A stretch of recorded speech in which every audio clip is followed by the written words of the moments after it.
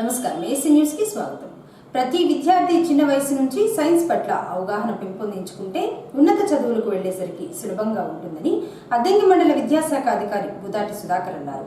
India science fair 2023-24 సంవత్సరానికి సంబంధించి అద్దంకి మండల స్థాయిలో అద్దంకి పట్టణంలోని స్థానిక ప్రభుత్వ బాలుర ఉన్నత పాఠశాలలో మంగళవారం సైన్స్ ఫెయిర్ ఏర్పాటు చేయగా ఎంఈఓ సుధాకర్ హై స్కూల్ హెచ్ఎంలు కలిసి ప్రారంభించారు. ముందుగా విద్యార్థులు తయారు చేసుకుని వచ్చిన సైన్స్ ప్రాజెక్టులను పరిశీలించి వాటి గురించి అడిగి తెలుసుకున్నారు. దాదాపు 30 ప్రాజెక్టులు తయారు చేసి సైన్స్ ఫెయిర్లో ఉంచారు. ఈ సందర్భంగా ఎంఈఓ సుధాకర్ మాట్లాడుతూ ఇండియా సైన్స్ ఫెయిర్ 2023-24 సంవత్సరానికి సంబంధించి నేడు మండల స్థాయిలో సైన్స్ ఫెయిర్, 22వ తేదీన జిల్లా స్థాయిలో సైన్స్ ఫెయిర్ నిర్వహిస్తున్నారని, అందులో భాగంగా నేడు బాలుర పాఠశాలలో మండల స్థాయిలో సైన్స్ ఫెయిర్ ఏర్పాటు చేయగా అద్దంకి మండలంలో ఉన్న వివిధ హై స్కూల్స్ నుంచి 30 ప్రాజెక్టులు తయారు చేసి ప్రదర్శనలో ఉంచారని, చిన్న వయసు నుంచి విద్యార్థులు సైన్స్ పట్ల అవగాహన పెంచుకుంటే పై స్థాయి చదువులకు వెళ్లేసరికి సైన్స్ పై సాధించవచ్చన్నారు. అద్దంకి మండలంలో మండల స్థాయిలో ప్రాథమికోన్నత పాఠశాల విద్య తయారు చేసిన సైన్స్ పరికరాలను సైన్స్ ఎగ్జిబిషన్గా మన బాయ్స్ హైస్కూల్ ఏర్పాటు చేయడం.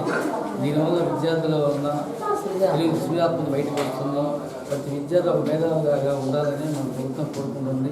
అదేవిధంగా విద్యార్థులు తయారు చేసిన మోడల్స్ను మన పాఠశాలలో విద్యార్థులు ఉపాధ్యాయులు పరిశీలించి వాళ్ళకి తగిన సూచన వ్యవస్థ కూర్చుంది.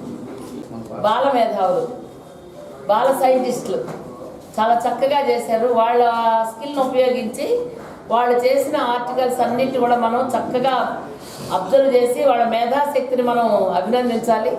వీటి వల్ల వీళ్ళే రేపటి శాస్త్రవేత్తలు, ఓకేనా, చేసిన వాళ్ళు. కాబట్టి ఇవన్నీ కూడా బాగా పరిశీలించి పిల్లలకి ఇంకేదైనా సూచనలు ఇచ్చి బాగా అభివృద్ధి తీసుకొచ్చి. అందరికీ శుభోదయం. గౌరవ కమిషనర్ ఆఫ్ స్కూల్ ఎడ్యుకేషన్ గారి ఆదేశాల మేరకు అలాగే సదర్న్ ఇండియా సైన్స్ ఫెయిర్లో భాగంగా స్కూల్ లెవెల్, మండల లెవెల్, జిల్లా level, state level science fairs నిర్వహించడం జరుగుతుంది. దీనిలో భాగంగా 15వ తేదీన స్కూల్ లెవెల్లో సైన్స్ ఫెయిర్ నిర్వహించడం జరిగింది. అలాగే 19వ తేదీన మండల లెవెల్ సైన్స్ ఫెయిర్ అనగా ఈరోజు జరుపుతున్నాం. అలాగే 22వ తేదీన బాపట్లలో జిల్లా స్థాయి సైన్స్ ఫెయిర్ జరుగుతుంది. ఈ సైన్స్ ఫెయిర్లో థీమ్స్ వచ్చేసి physics, chemistry, environmental science, computers, biochemistry, అలా థీమ్స్గా మరి పిల్లలు ఆ సబ్జెక్టులకు సంబంధించి ప్రాజెక్టులు పెట్టడం జరిగింది. అలాగే ఇండివిజువల్ అంటే ఒక్కొక్క విద్యార్థి ఒక టీచరు ఎగ్జిబిట్లు కొన్ని ఉన్నాయి. అలాగే గ్రూప్ ఎగ్జిబిట్స్, ఇద్దరు విద్యార్థులు ఒక టీచర్ తోటి గ్రూప్ ఎగ్జిబిట్స్ ఉన్నాయి. అలాగే టీచర్ ఎగ్జిబిట్ అని టీచర్లు వాళ్ళు తయారు చేసిన ఎగ్జిబిట్ని ప్రదర్శిస్తారు. ఈ 3 రకాల అంశాలకు సంబంధించి ప్రథమంగా నిలిచిన ప్రాజెక్ట్ని జిల్లా స్థాయికి పంపడం జరుగుతుంది. మరి ఇక్కడ అద్దంకి ప్రభుత్వ బాలుర పాఠశాలలో ఈరోజు జరుగుతున్న అద్దంకి మండల స్థాయి ఈ సైన్స్ ఫెయిర్లో 30 ఎగ్జిబిట్లు ప్రదర్శించడం జరిగింది. అలాగే ఒక 50 మంది విద్యార్థుల వరకు పాల్గొంటున్నారు. అలాగే అన్ని ప్రాథమిక ఉన్నత పాఠశాల నుంచి కూడా ప్రాజెక్టులు రావడం జరిగింది. ఆ విద్యార్థుల్లో సైన్స్ పట్ల ఆసక్తి, అట్లాగే పరిశోధనల పట్ల ఆసక్తి, సమాజం ఎదుర్కొంటున్న సమస్యల్ని పరిష్కరించడానికి పరిష్కార మార్గాల్ని ఆలోచించి అన్వేషించే విధంగా ప్రాజెక్టులు రూపొందించడానికి ఉపాధ్యాయులు కృషి చేశారు. మరింతగా ఈ సైన్స్ ఫెయిర్ పట్ల విద్యార్థుల ఆసక్తిని పెంపొందించి మరి విద్యార్థుల్ని భావి భారత సైంటిస్టులుగా రూపొందించాలని కోరుకుంటున్నాను. Thank you.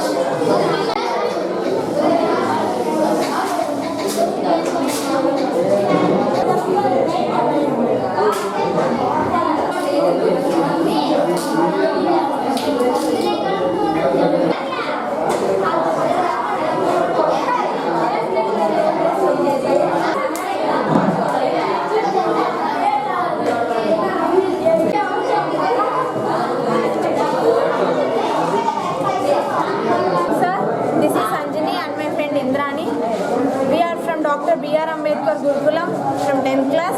My theme is global warming. We prepared one model. This is our planet Earth. This is affected area and this is unaffected area. We want to protect our environment. What is global warming means?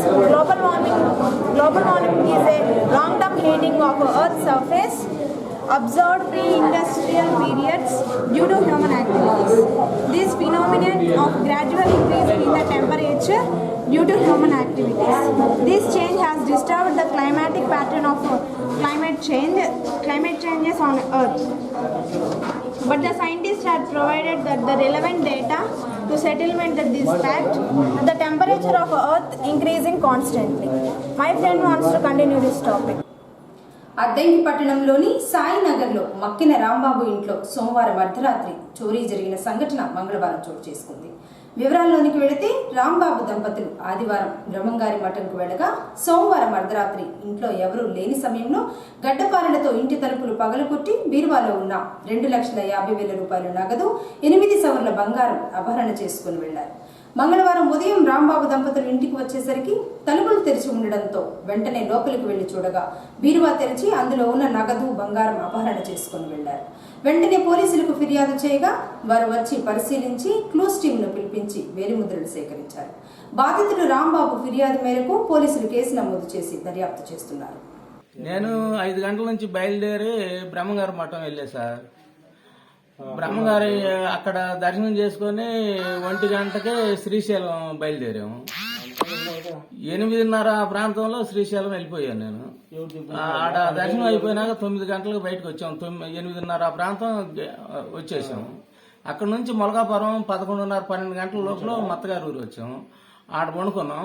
పొద్దున్నే 6 గంటలకు బయలుదేరి 6:30కి అద్దెకి వచ్చేసాను. వచ్చి చూశాక మా ఆడవాళ్ళు ఎన్ని వైపున అని చెప్పి అదరా మా ఆడవాళ్ళు లోగాకి వచ్చేసాను. వచ్చి చూస్తే దొంగలు పడ్డారు అన్నారు. అప్పుడు వచ్చి చూస్తే ఇట్లా ఉంది. తర్వాత ఏమంటే పైన కానిస్టేబుల్ అబ్బాయి అద్దెకుంటాడు ఉంటాడు. అయిపోయి 2-3 సార్లు చూసాను. 12 గంటల దాకా మెలుకునే ఉంటారు. ఈ లోపు ఎప్పుడు జరిగింది అనేది మాకు తెలియదు. అదే ఏమేమి పోయినాయండి? గోల్డ్ చిన్నవి ఏమన్నా కానీ అవి మేము 10 లోపే ఉంటాయి అనుకుంటున్నాము. ఇంత అని చెప్పలేము. డబ్బులు మట్టికి ఒక 2.5 లక్షల దాకా పోయి ఉంటాయి. ఎన్ని సవర్లు ఉండేది గోల్డ్ సుమారు అనిపించాను? అది 9 కాడ నుంచి 10 లోపే ఉంటుంది. అది చిన్నపిల్లలు ఇవన్నీ వస్తువులు ఏంటి వస్తువులు కొన్ని నాకు గుర్తుండవు. నేను ఆడలేదు సార్, నాకేం గుర్తుంటాయి.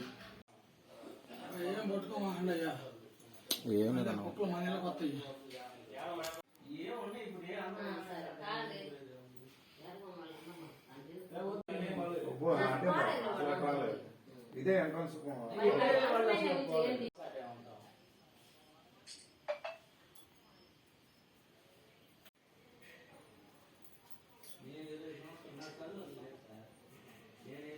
చెన్నై నుంచి అట్లా వెళ్ళిపోయాడు.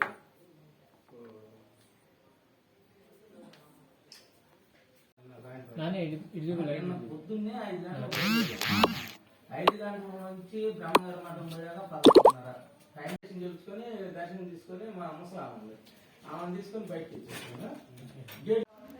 పోతే అదేగా పగలటి బయట పడేశారు. అదిగా బయట ఉందా ఆ కండ వదిలేశారు. దాంట్లో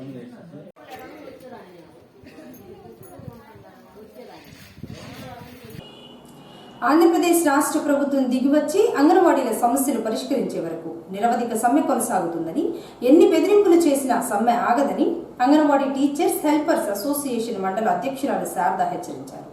అంగన్వాడీ టీచర్లకు వర్కర్లకు కనీస వేతనం ఇవ్వాలని కోరుతూ అద్దెంకి మండల తహసీల్దార్ కార్యాలయం వద్ద చేస్తున్న నిరవధిక సమ్మె మంగళవారం నాటికి 8వ రోజుకు చేరింది. 8వ రోజు ఎంఆర్ఓ కార్యాలయం ఆవరణంలో వంట వార్పు చేస్తూ నిరసన తెలియజేశారు. ఈ సందర్భంగా శారద మాట్లాడుతూ ఆంధ్రప్రదేశ్ రాష్ట్ర వ్యాప్తంగా అంగన్వాడీ టీచర్లకు ఆయాలకు కనీస వేతనం ఇవ్వాలని కోరుతూ గత 8 రోజుల నుంచి సమ్మె చేస్తుంటే రాష్ట్ర ప్రభుత్వం పట్టించుకోకుండా నిర్లక్ష్యంగా వ్యవహరిస్తుందని, ఎన్ని రోజులైనా నిరవధిక సమ్మె కొనసాగుతుందని శారద చెప్పారు. ఎన్నికల సమయంలో ముఖ్యమంత్రి ఇచ్చిన హామీ మేరకు తెలంగాణ రాష్ట్రం కంటే వేతనాలు పెంచి వేధింపులు నిలుపుదల చేయాలని, అలాగే యాప్ల పేరుతో పనిభారం పెంచి విజిట్ల పేరుతో ఇబ్బందులు గురి చేస్తున్నారని, ఇలాంటి వేధింపులు మానుకొని కష్టపడి పనిచేసే అంగన్వాడీ కార్యకర్తలకు ఆయాలకు ఇచ్చిన మాట ప్రకారం వేతనాలు పెంచాలని శారద డిమాండ్ చేశారు. అద్దంకి మండలంలో అద్దంకి వర్కర్లు హెల్పర్లు మొత్తం ఎంఆర్ఓ ఆఫీస్ నందు రాష్ట్ర వ్యాప్తంగా జరుగుతున్న 8వ రోజు సమ్మెను ఇక్కడ మేము సమ్మె చేయడం జరిగింది. ఈ సమ్మెలో భాగంగా ఈరోజు వంట వార్పు అనే కార్యక్రమంలో ఈరోజు అంగన్వాడీ వర్కర్లు హెల్పర్లు ఇక్కడ వంట చేయడం జరుగుతుంది. మాకు ఏంటంటే మా న్యాయమైన కోరికలు ఏంటంటే కనీస వేతనం 26,000 రూపాయలు ఇవ్వాలని, సుప్రీంకోర్టు తీర్పు ప్రకారం గ్రాడ్యుయేషన్ అమలు చేయాలని, మాకు కనీస వేతనం వద్దు, వేతనం మాకు కావాలని చెప్పేసి మేము ప్రభుత్వానికి తెలియపరుచున్నాం. మా న్యాయమైన కోరికలను ఈ రోజు నుంచి 8వ రోజు నుండి కూడా ప్రభుత్వం మమ్మల్ని గుర్తించి మా న్యాయమైన కోరికలు తీర్చేంత వరకు, అవసరమైతే కోర్సుపాడు బాపట్ల జిల్లా దగ్గర కూడా మేము నిరవధిక సమ్మె చేయడానికి మేమందరం కూడా సిద్ధంగా ఉన్నాము. ప్రభుత్వం వెంటనే మమ్మల్ని గుర్తించి మా సమస్యలు వెంటనే పరిష్కరించాలని 8వ రోజు సమ్మెలో నేను తెలియజేయడం అయింది. ఈరోజు రాష్ట్ర వ్యాప్తంగా జరుగుతున్న 8వ రోజు సమ్మెను మేము కొనసాగిస్తూ ఉన్నాము. కానీ ప్రభుత్వము మమ్మల్ని చాలా చిన్న చూపుతోటి చూస్తూ ఉంది. కనీసం చీమ కుట్టినట్టుగా కూడా ప్రభుత్వానికి ఉండటం లేదు. మాకు మా రాష్ట్ర కమిటీ ఏదైతే పిలిపించిందో దాని సందర్భంగా మేము ఈరోజు వంట వార్పు కార్యక్రమం చేపట్టాము. మేము అడిగేది ఏంటంటే మన ముఖ్యమంత్రిగా పాదయాత్రలో ఏదైతే ఆయన హామీ ఇచ్చాడో హామీని నెరవేర్చమని, అంటే తెలంగాణ కంటే 1000 రూపాయలు అదనంగా ఇస్తానన్నారు. కానీ మాకు ఆయన తెలంగాణ 4.5 సంవత్సరాల కాలంలో కూడా తెలంగాణ కంటే 1000 ఈ సంవత్సర కాలం 4.5 సంవత్సర కాలంలో ఒక 1000 రూపాయలే పెంచింది జగన్మోహన్ రెడ్డి గారు. మేము దీన్ని తీవ్రంగా ఖండిస్తున్నాము. అలాగనే మా డిమాండ్స్ ఏంటంటే కనీస వేతనం 26,000 రూపాయలు ఇవ్వాలని, సుప్రీంకోర్టు తీర్పు ప్రకారం గ్రాడ్యుయేటీని అమలు చేయాలని, అలాగే రిటైర్మెంట్ బెనిఫిట్స్ ఇవ్వాలని, ఎఫ్ఆర్ఎస్ యాప్ను రద్దు చేయాలని మేము డిమాండ్ చేస్తూ ఉన్నాము. ఆయన కానీ చర్చలకి ఈరోజు కూడా చర్చలకు పిలవాలి, వెంటనే యూనియన్ చర్చలకు పిలిపించి ఈ జరిగే సమ్మెను మరలా అంటే కొనసాగేటట్టుగా మమ్మల్ని పిలిపించి ఆ సమ్మెకు మేము చేసే దానికి ఆయన మా కోరికలు నెరవేర్చాలని మేము కోరుచున్నాము. AP anganwadi workers and helpers union AP anganwadi workers and helpers union జిందాబాద్ జిందాబాద్ జిందాబాద్ జిందాబాద్. ఇవ్వాలి కనీస వేతనం 26,000 రూపాయలు, ఇవ్వాలి కనీస వేతనం 26,000 రూపాయలు, ఇవ్వాలి సుప్రీంకోర్టు తీర్పు ప్రకారం గ్రాడ్యుయేటీని, ఇవ్వాలి సుప్రీంకోర్టు తీర్పు ప్రకారం గ్రాడ్యుయేటీని, వర్ధిల్లాలి AP anganwadi workers and helpers union, జయప్రదం చేయండి 8వ రోజు జరుగుతున్న రాష్ట్ర వ్యాప్త సమ్మెను, జయప్రదం చేయండి 8వ రోజు జరుగుతున్న రాష్ట్ర వ్యాప్త సమ్మెను. జిందాబాద్ జిందాబాద్ జిందాబాద్ జిందాబాద్. వర్ధిల్లాలి AP anganwadi workers and helpers union, రద్దు చేయాలి ఎఫ్ఆర్ఎస్ యాప్ను, రద్దు చేయాలి ఎఫ్ఆర్ఎస్ యాప్ను, ఇవ్వాలి కనీస వేతనం 26,000 రూపాయలు, గౌరవ వేతనం మాకొద్దు, గౌరవ వేతనం మాకొద్దు. వైఎస్ఆర్సీపీ పార్టీ అద్దెంకి నియోజకవర్గం ఇన్ఛార్జిగా పాణెం హనుమిరెడ్డిని నియమించగా ఏపీ సాబ్నెట్ చైర్మన్ బాచిని కృష్ణ చైతన్య వర్గమైన Addanki municipal chairperson Estheramma Ravikumar, vice చైర్మన్లు పద్మేష్, అనంతలక్ష్మి, వీరయ్య మరియు 14, 17, 9, 16 వార్డుల కౌన్సిలర్లు మంగళవారం ఇన్ఛార్జి హనుమిరెడ్డిని, వైవి భద్రారెడ్డిని మర్యాదపూర్వకంగా కలిసి పుష్పగుచ్చం అందజేసి మద్దతు తెలియజేశారు.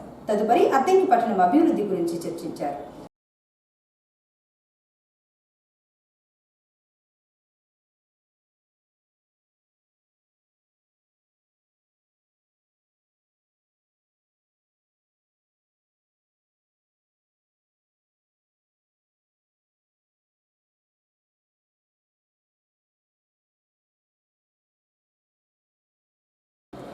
ఆంధ్రప్రదేశ్ సమగ్ర శిక్షలో పనిచేసే ఉద్యోగుల సమస్యలు పరిష్కరించే వరకు పోరాటాలు తప్పవు అని, సిఆర్పీలకు వేతనాలు ఇవ్వడంలో ప్రభుత్వం జాప్యం చేయడం సరైన పద్ధతి కాదని సిఆర్పీ రమేష్ అన్నారు.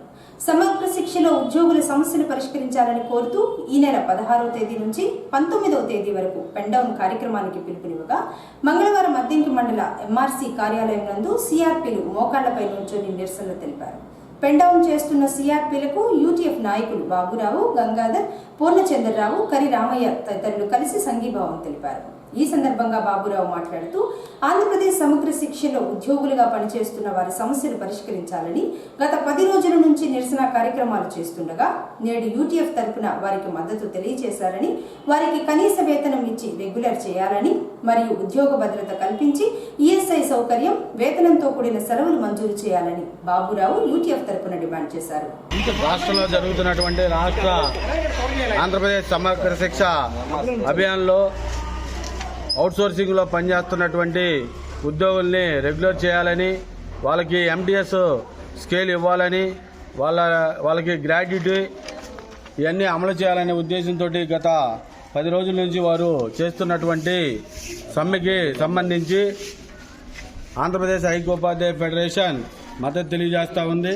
రాష్ట్రంలో ఉన్నటువంటి ఈ ఉద్యోగులందరికీ సమాన పనికి సమాన వేతనం కల్పించాలని, మహిళా ఉపాధ్యాయులకి చైల్డ్ కేర్ లీవ్లు మంజూరు చేయాలని, వేతనంతో కూడిన సెలవులు వారికి ఇవ్వాలని, రిటైర్మెంట్ వయసు 62 ఏళ్లకు పెంచాలని, సుప్రీంకోర్టు తీర్పు ప్రకారం వారికి వేతనాలు అమలు చేయాలని ఆంధ్రప్రదేశ్ ఐక్యోపాధ్యాయ ఫెడరేషన్ డిమాండ్ చేస్తూ ఉంది.